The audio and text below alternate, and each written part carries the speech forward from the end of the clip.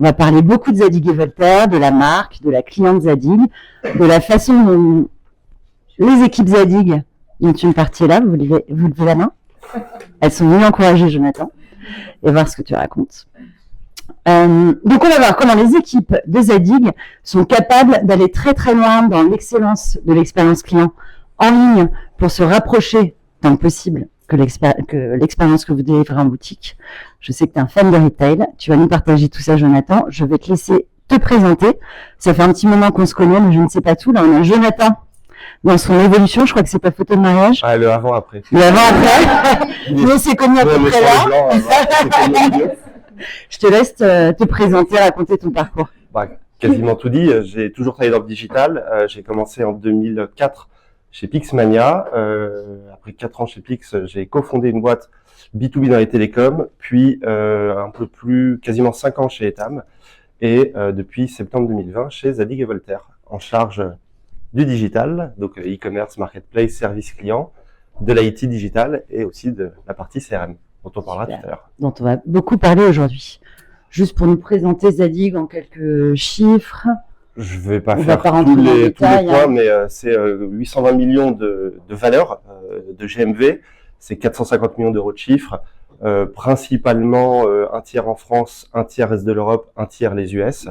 Quelques partenaires qui représentent une dizaine de pourcents du chiffre d'affaires et surtout avec une part du digital qui est à 22%, 25 sur les US et une 21 sur l'Europe. Donc le digital pèse beaucoup et évidemment le CRM pèse beaucoup dans le chiffre d'affaires de la maison.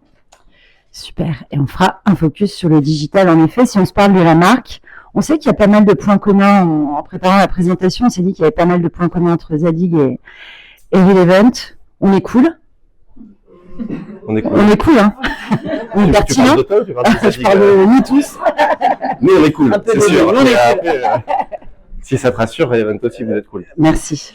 Non, mais Zadig et Voltaire, c'est toujours ce qu'on appelle l'association des opposés. Donc l'équilibre entre des pièces qui peuvent être un peu trash, un peu rock et old money, mais toujours effortless, irrévérent dans le sens nonchalant, toujours sur la dégaine nonchalante, évidemment intemporelle, on en parlera avec la cliente Zadig, mais il y a aussi une relation mère-fille qui est assez intéressante chez Zadig, et puis après la notion de liberté, d'être libre de s'habiller comme on le veut, et de se créer son look comme on le souhaite. Et je pense que ce qui est vraiment intéressant, c'est la dégaine. Zadig, c'est une dégaine, c'est un look, et il n'y a aucun jugement, chacun se fait son propre look, avec des pièces elevated, une robe à 800 € avec des baskets ou avec des talons, peu importe. Et Thierry Gilliat a donc fondé Zadig & Voltaire en 97, et il est toujours non seulement actionnaire majoritaire, et en plus à la direction de la maison avec son frère depuis peu. Donc dans les bureaux Zadig, vous le voyez régulièrement, Thierry, il est là. Thierry et Arnaud, Thierry exactement. Et Arnaud sont là. Super. Et donc en termes de gamme de produits, donc nous on est majoritairement 94%, c'est la femme. L'homme c'est 4-5% et le reste c'est de l'enfant. Donc quand on parle de Zadig et Voltaire, je dis souvent la cliente parce que la majorité c'est les clientes. On est à peu près sur 60% prêt-à-porter et 40% accessoires, et dans les accessoires on met à la fois les chaussures, la maroquinerie, les ceintures, les chaussettes, etc. Donc on a vraiment ces deux grosses catégories qui sont les accessoires et le prêt-à-porter, et qui représentent bien Zadig avec des pièces iconiques comme la pochette rock ou les cachemires Zadig et les, par exemple, en ce moment, le tailoring. Et on va faire un focus maintenant sur l'équipe dont une partie est là, donc l'équipe Zadig. Très belle organisation. Je peux les gêner en disant levez-vous. Tu peux. Vous levez. Vraiment.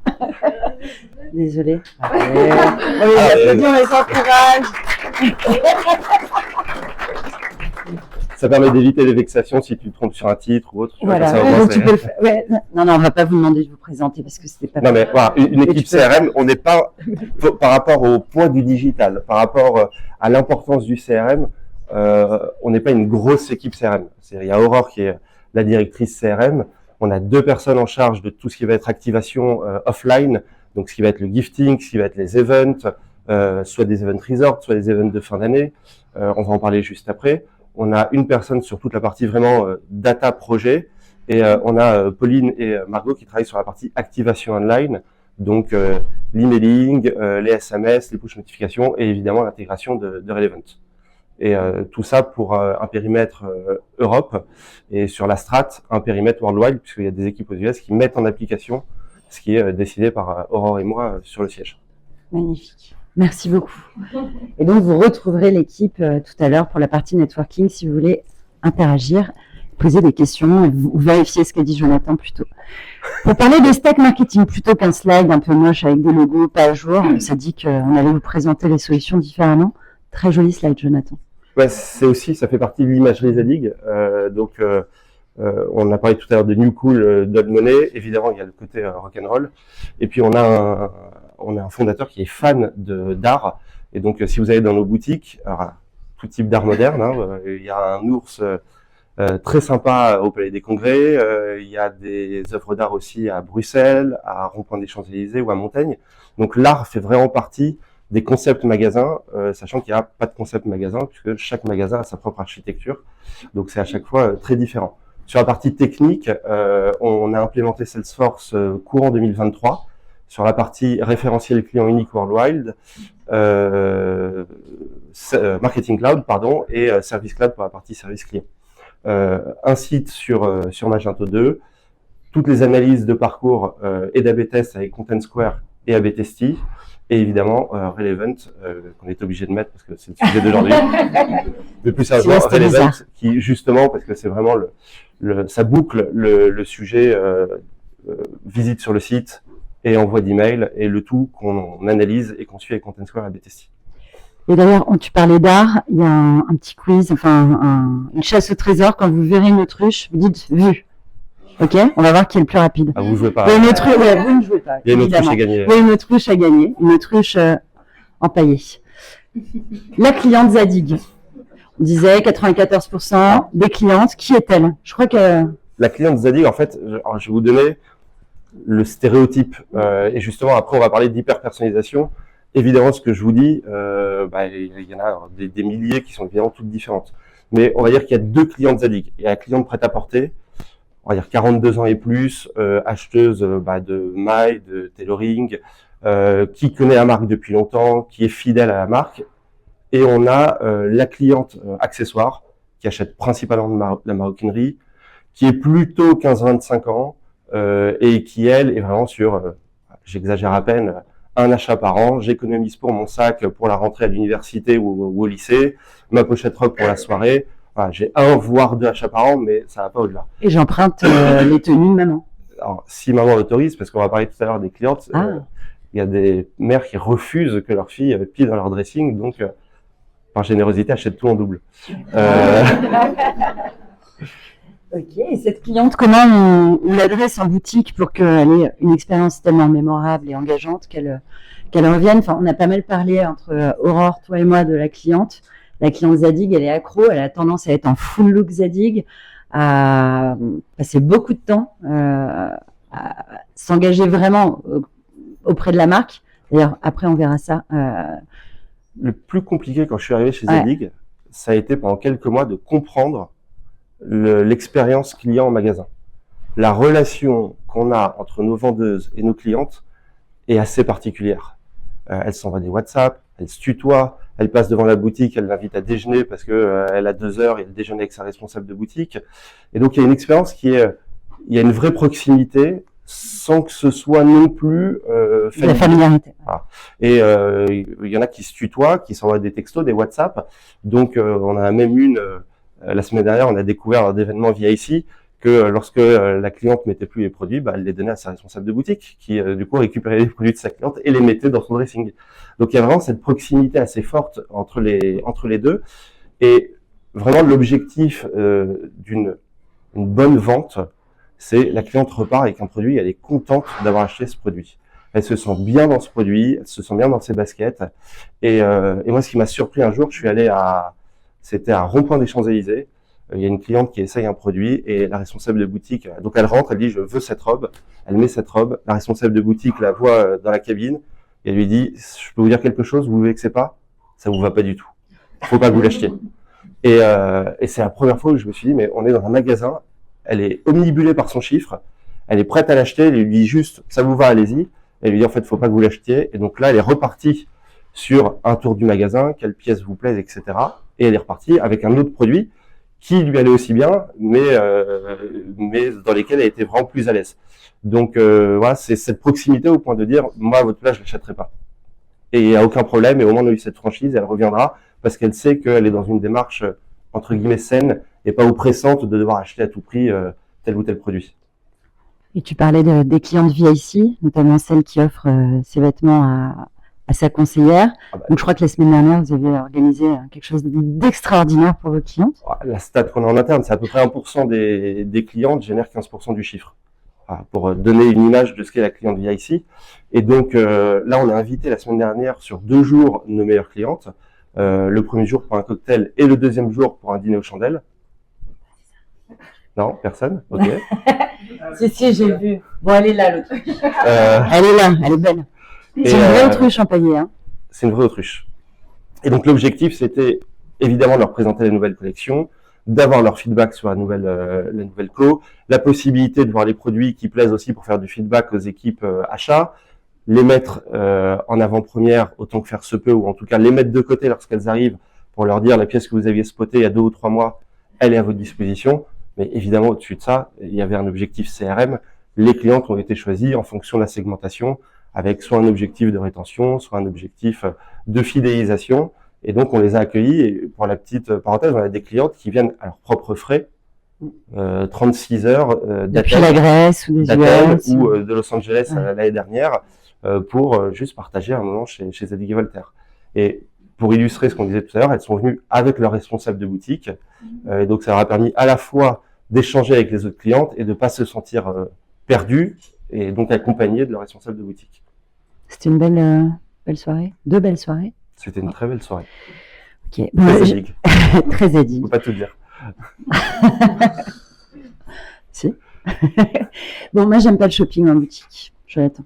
Il y en a plein. Je déteste le shopping Toi aussi. en boutique. On se l'était pas dit. Et j'y vais surtout pour faire du terrain magasin. Donc souvent le week-end, je vais dans différentes boutiques Zadig, aussi prendre un peu le pouls, les produits qui fonctionnent, qu'est-ce qui fonctionne bien. Ça fait 20 ans que je fais du digital et j'aime pas comparer le retail et le digital. On peut pas dire un responsable e-commerce, c'est pareil qu'un responsable de boutique. Mais sur la partie recommandation, je trouve qu'il y a quand même des similitudes. Vous êtes en magasin, il y a une cliente qui rentre, vous commencez un peu à regarder comment elle est habillée. Voilà, moi, je peux vous dire, une cliente qui rentre avec une pochette Saint-Laurent, je suis quasiment sûr qu'elle va aller vers les habits et pas forcément vers les pochettes. Donc, on arrive déjà, quand vous êtes vendeur, à un peu imaginer la cliente. Ensuite, vous attendez quelques secondes, vers quel produit elle se dirige, ce qu'elle commence à toucher, à regarder. Elle va sélectionner des produits, éventuellement à partir de là, vous l'accompagnez. Sinon, elle va dans la cabine, elle commence à essayer.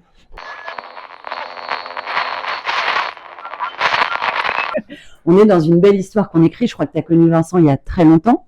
2017 ou 2018 chez Etam. Ouais. Et ensuite, on s'est reparlé effectivement vers 2021 chez Zadig & Voltaire. Et il nous a accompagnés sur l'ancienne solution et maintenant sur Salesforce. Et ce qui est plutôt agréable, c'est aussi les échanges et le challenge. Voilà. Parfois, on n'est pas toujours d'accord, mais on se challenge bien. Et je trouve que c'est le bon équilibre. On parlait tout à l'heure de balanced. C'est le bon équilibre chez Relevant, à la fois d'être à l'écoute des clients et aussi d'être avec sa propre roadmap et de continuer à suivre les évolutions du marché et l'innovation. Et c'est vraiment les deux, de pas tomber sur une solution custom pour un client donné, mais aussi se dire, dans ma roadmap, j'intègre ce que telle et telle marque m'ont dit pour que ça puisse quand même fitter aux problématiques de mes clients. Donc c'est, je trouve, ce bon équilibre qui fait que il y a une bonne relation, et ça se passe très bien. Super. Je pense que vous êtes contents des équipes Customer Success, on en parlait la dernière fois. Elles sont pas venues pour les croissants. Elles sont... Mais vous pourrez quand même repartir avec. Je pense qu'on a terminé sur ta présentation. Est-ce que d'abord je vous explique comment fonctionne Relevant? Oui, puisque comme ça tu peux commenter avec moi. Allez. C'est pas mal, hein. Et après on t'applaudit, on pose Ça va. Donc, tout ce qu'on vous a montré. Donc, comment on est capable d'aller construire un contenu à la volée au moment de sa consommation. Déjà, on va venir se brancher à toutes vos sources de données. Donc, celles que vous choisirez de mettre à disposition. Donc, on a là les réseaux sociaux, les données CRM, on a fait un gros focus dessus, mais la navigation, des données spécifiques, on en parlait, qui peuvent être de la géologue, de la météo. Toute la partie catalogue produit, on peut intégrer vos algorithmes, évidemment. Je dis évidemment comme si c'était si évident, mais en fait, non, c'est plutôt une prouesse. Les données magasins, les données client 360, donc si vous avez déjà une CDP en place. Merci Agnès, on a d'autres questions? Pour la partie ROI, tu le calcules en faisant des A/B tests et en disant qu'est-ce que ça t'a fait gagner en plus, c'est ça? Non, ça c'est l'uplift. Le ROI, ça dépend. Alors, je suis désolé, je vais vous mettre. Mais le ROI dépend aussi forcément du coût de la solution. C'est pour ça que le ROI veut pas. Ça dépend du coût de la solution, ça dépend de ton panier moyen, du prix de tes produits. Donc évidemment que c'est toujours relatif. C'est pour ça que je dis le 27, il dépend de la négo que tu vas faire avec Relevant, il dépend de ton panier, de plein de choses. Voilà. C'est pour ça que c'est propre à Zadig et c'est une solution qui est ROIste. Et après, calcule ton propre ROI et vois l'intérêt ou pas. Mais pour faire simple, en effet, il y a la zone, il y a le revenu incrémental généré par Relevant versus ce qu'on va appeler le placebo, donc là où on n'a pas appliqué la personnalisation Relevant. Donc on prend cet uplift, on le met en regard de l'investissement mensuel ou annuel de Zadig chez Relevant et on fait le multiple pour te dire. Et tout ça est disponible dans la plateforme. Donc, ce que j'allais dire, c'est ce que Jonathan dit, c'est qu'il a bien négocié et passé. Oui. Mais parce qu'il faisait partie des early adopteurs et ça, on sait le rewarder. Voilà, merci. Ça se récompense la fidélité et l'audace d'être précurseur. Donc on va vous faire une démo pour que vous compreniez tout de suite alors c'est pas de la magie, mais en tout cas l'efficacité, la pertinence de Relevant pour Zadig et Voltaire. Donc là on va aller chercher un mail Zadig, il fait frais en ce moment, on a envie de confort, on veut être à la maison, on a envie de confort. J'ouvre cet email, je navigue, je regarde. Donc là on est sur la zone qui est alimentée par Relevant. Donc là on me propose un pull, un blouson, un sweatshirt, c'est pas mal. Tiens, ça m'a donné envie d'aller naviguer sur le site de Zadig où je me rends. On ne va pas cliquer sur un lien payant, ne vous inquiétez pas. Pas de lien sponsorisé. Très bien. Et là, on me propose de la maroquinerie. Je suis pas du tout une cliente maroquinerie. Donc, je vais quand même, allons découvrir les sacs. C'est ce qu'on me propose sur la homepage. Je découvre. Alors, je suis très noire. Le deuxième, c'est notre best. Celui-ci. Alors, le Angel Tote. Ah. Le Angel Tote. Tiens, je vais l'ajouter au panier parce qu'il me plaît bien quand même. En plus, j'ai besoin de balader mon ordi. C'est cool, c'est pas mal. Et puis je dois prendre le train la semaine prochaine. Je pourrais mettre ma bouteille d'eau. En plus, il est canon. Il est canon. Puis Angel, je trouve que ça correspond bien. Ça me va bien, quoi. C'est vos ailes. Je l'ai ajouté au panier. Mon téléphone sonne, je disparais. Je vais retourner sur mon email, chose qui n'arrivera jamais dans la vraie vie. Évidemment, vous n'allez pas rouvrir un email, sauf si vous êtes dans le travel ou dans l'énergie et que, évidemment, on a un compagnon de voyage ou autre. Et là, magie. On vient de mettre à jour la zone et qu'est-ce qu'on propose, le sac. Donc, qu'est-ce qu'on a vu? En temps réel, je viens d'aller naviguer sur le site. Donc, si j'ouvrais cet email pour la première fois, on m'afficherait ce sac, si je l'ouvre pour la 10e fois également. Et donc, ça, c'est valable pour les 3 produits ou les 3 contenus qu'on va me mettre à disposition ici dans le bloc alimenté par Relevant.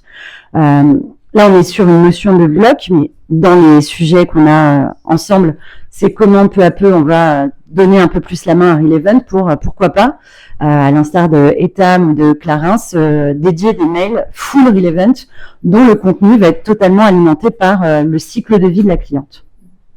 C'est clair pour tout le monde? J'ai pas dit de bêtises, Vincent? C'est bon? Magnifique. Merci beaucoup, Angélique. Donc, je vais reprendre l'écran. Et donc, on va prendre encore des questions pour Jonathan, si vous en avez. Bonjour, Justine pour Lacoste. Du coup, moi, j'avais une question. Si le client, si on s'adresse à un prospect et qu'on n'a pas de données transactionnelles parce qu'il est opt-out cookie, qu'est-ce qu'on lui pousse comme recoproduit? Oh, tu brûles d'envie, je te vois. Vas-y. Je vais donner une réponse plutôt relevant et tu pourras compléter avec Zadig, mais on a toujours des contenus par défaut qu'on va pousser. Et dans le cas de Zadig, on pourrait très bien se dire que sur un prospect, on va pousser donc 2 fois le même produit et que la 3e fois, on lui poussera autre chose. Et en plus de ça, l'offre, on n'est pas rentré dans le détail, mais une offre welcome qui ne sera là que pour un prospect. Et si mon prospect achète, dans les 24 heures dans l'heure qui vient, je serai capable de lui pousser du cross-sell. Je dis dans l'heure, mais la seconde. Tu veux compléter? Non, dans l'idée, c'est ce que Sonia disait, il y a toujours ce qu'on appelle une fallback logique. Si on n'a aucune info, on poussera les best-sellers, ou on pourra aussi décider de pousser un produit en particulier qui est le hot product du moment, parce qu'on veut faire par exemple le Angel Tot ou quoi que ce soit, mais on a toujours une sorte de règle minimale si on n'a pas d'infos sur le client. Et on a aussi des clients qui vont décider de pousser par défaut le produit qui marche le plus en ce moment, ou un produit qu'on a du mal à écouler, ou le produit en stock dans la boutique la plus proche. En tout cas, on peut tout imaginer à partir du moment où on a la donnée. J'en ai quasiment terminé avec les slides. On a encore... En fait, c'est une petite transition par rapport à ta question. C'était de savoir, bonjour, merci en tout cas pour la présentation. Je voulais juste savoir du coup quel était le taux d'individualisation. En fait, la version par défaut et la version individualisée à la personne, à la cliente. À combien on est capable d'afficher Je suis pas sûr. Alors, il y a 2 options. Soit tu me demandes la part de combien sont hyper personnalisés versus combien par défaut sont affichés. Et là, je connais pas le chiffre pour te dire on a hyper personnalisé 80% des affichages. Ou est-ce qu'on est capable d'aller à un niveau one-to-one? Et là, je peux te répondre, c'est ce qu'on a montré. On arrive à aller sur de l'hyper personnalisation. C'était le pourcentage. Mais le pourcentage, j'ai pas de combien on arrive à hyper personnaliser versus le taux de matching de celle où on peut faire une offre personnalisée versus, sauf si tu l'as. Non, je disais Angélique, toi là. Je propose qu'on appelle Angélique. Dans la cuisine, 60 duplex. Mais je pense que juste après, Angélique peut te donner la part de clientes qui sont affectées par l'hyper personnalisation versus celles où on n'a pas d'infos et elles ont la version par défaut. Donc Angélique, c'est la personne avec qui on a fait la démo, qui est Customer Success Manager et qui accompagne ça. Ah voilà. Dommage qu'elle n'entende pas, mais on va lui répéter. Ça, c'était pour vous donner une idée des marques avec lesquelles on travaille déjà, et d'ailleurs on remercie celles qui sont dans la salle parce que vous êtes très nombreux. Donc on les appelle les marques les plus précurseuses, puisque vous avez pris ce sujet de la personnalisation plus tôt que les autres, pour aller plus loin que ce qu'on a appelé pendant 20 ans la personnalisation, à savoir la segmentation. Donc là, j'espère que ce sera bien clair dans les esprits de tout le monde que la personnalisation relevant est vraiment de la personnalisation au niveau de la personne, et non pas au niveau de segments où on va déduire que Jonathan et Sébastien, par exemple, appartiennent au même segment et qu'ils vont aimer les mêmes choses au même moment et qu'ils sont au même moment de vie avec la marque qui les adresse. Tu veux commenter les marques, Jonathan? Non, on n'est pas en premier, mais ça je l'ai déjà dit.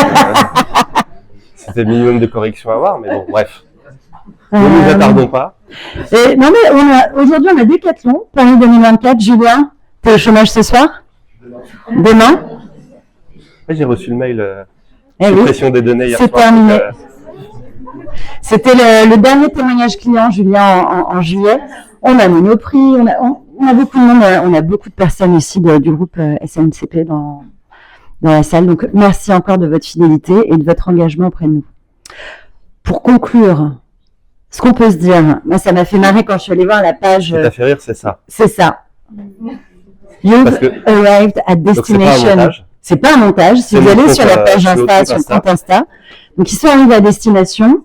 Et ce que permet Eleven de faire, c'est d'arriver à destination de vos consommateurs, de vos clients, en leur délivrant et en assurant le dernier kilomètre de l'expérience client dont on a parlé. On en a parlé, mais on l'a pas complètement couvert. Donc on va accueillir un invité surprise. Je vais vous laisser deviner de qui il s'agit. Vous avez 10 secondes. Je vous ai fait un rébut. Ouais, mais... Là, vous l'avez? Il ne savait pas. On va accueillir Vincent. Donc Vincent Martinet, qui est donc le CEO et fondeur de Relevant. Merci d'avoir ri parce que sinon ça va être gênant. Tu veux nous parler de... Vincent a une blessure au pied. Pour ceux qui le connaissent et qui savent qu'il s'entraîne à peu près 4 heures par jour à la salle, je laisse imaginer. Je pense que c'est un coup des concurrents, à mon avis. Déjà, je voudrais remercier juste Jonathan pour l'intervention. Je suis très content que tu aies pu intervenir. Jonathan, comme il l'a dit aussi, c'est un client historique, notamment chez Etam, qui nous a fait confiance tout au début, qui nous a fait confiance de nouveau chez Zadig, donc merci encore. Je trouve que la présentation était hyper claire, hyper quali, donc merci. Juste rapidement, et je ne vais pas trop vous prendre de temps, parce que je crois qu'on est déjà un peu en retard sur le timing, mais on se positionne comme le dernier kilomètre de l'expérience client, comme ça a été répété plusieurs fois. En fait, on fait souvent le parallèle avec le dernier kilomètre dans la logistique, qui était un peu de dire, vous avez beau avoir les meilleurs entrepôts du monde, les meilleurs flux logistiques, si vous n'êtes pas capable en fait de livrer votre client à l'heure, d'être ponctuel, et donc en fait, finalement, toute l'expérience va être perdue. Et dans le digital, c'est exactement la même chose. Vous avez beau avoir les meilleurs entrepôts de données du monde, les meilleurs tuyaux pour envoyer. Si finalement, quand vous avez une interaction avec un client, vous n'êtes pas capable de lui afficher le bon contenu, toute l'expérience va être perdue. Et c'est vraiment cette fracture-là qu'on va essayer de combler. Aujourd'hui, on l'a dit, la personnalisation et la segmentation, en tout cas de notre point de vue, elle existe qu'à travers la segmentation et le ciblage. Donc c'est compliqué d'avoir un contenu qui va être individualisé, on va dire, en tant que tel. Et donc la vision qu'on porte, et Jonathan en a parlé, alors effectivement on a une roadmap, on a les retours clients qui sont importants, mais on est aussi tous, si on se lève chaque matin, c'est pas simplement juste pour vendre un produit, c'est pour proposer quelque chose de différent sur le CRM, parce qu'on pense qu'il y a un dysfonctionnement aujourd'hui sur la manière dont les marques peuvent communiquer, pas parce qu'elles ne veulent pas, mais parce que les outils actuels ne le permettent pas. Et donc la vision qu'on porte, c'est de se dire qu'à la fin, on veut un peu supprimer ce système de campagne pour créer un plan d'animation qui soit individualisé, c'est-à-dire moins penser campagne, mais plus penser individu. On sait que c'est compliqué, que c'est pas simple avec les outils actuels. C'est aussi pour ça que dans le mindset de Relevant, on essaie de pas trop parler de campagne et de dire on va avoir un contenu qui va suivre la personne, peu importe où elle va se trouver. Et donc c'est un peu ce qu'on essaie de poursuivre. Alors aujourd'hui, on le fait à travers le contenu. L'année prochaine, on aura d'autres évolutions produits et je vais pas plus teaser maintenant, mais en tout cas, on va essayer de progresser vers cet objectif-là. On a terminé, on va une fois de plus remercier Jonathan. S'il y a des questions. Et s'il y a des questions,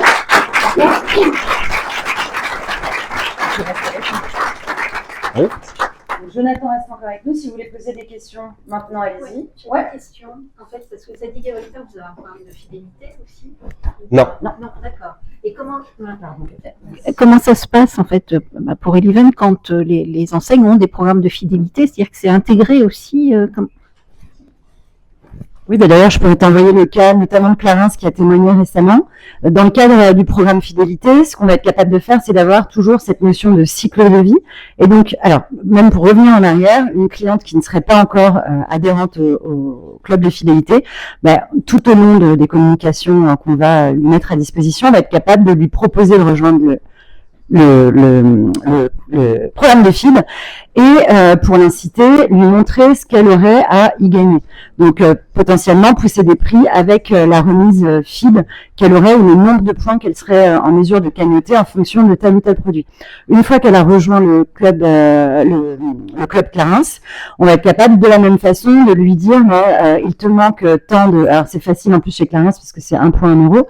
Donc il te manque tant de points pour atteindre le prochain palier qui te permettrait d'obtenir telle remise. Et donc, ça, tout au long du cycle de fidélité. Donc, une fois qu'elle a passé un palier, on va lui afficher directement le tarif remisé et les avantages desquels elle bénéficie. Est-ce que ça répond à ta question? Mais au final, ça reste le sujet dont on a parlé au début, c'est de la donnée. C'est-à-dire que il faut juste intégrer dans le flux de données et dans les préférences clients le fait qu'elle est adhérente au programme de FID ou pas et le nombre de points qu'elle a. D'ailleurs, on a une cliente dans la salle, Martha, de Nature et Découverte. Ça fait 6 mois, un peu plus de 6 mois qu'on a commencé à travailler ensemble. Et un des gros enjeux pour qu'on travaille ensemble, c'était justement le programme de FID, d'être capable de le valoriser. Parce que là, en l'occurrence, on se parle d'un programme de fidélité qui est payant.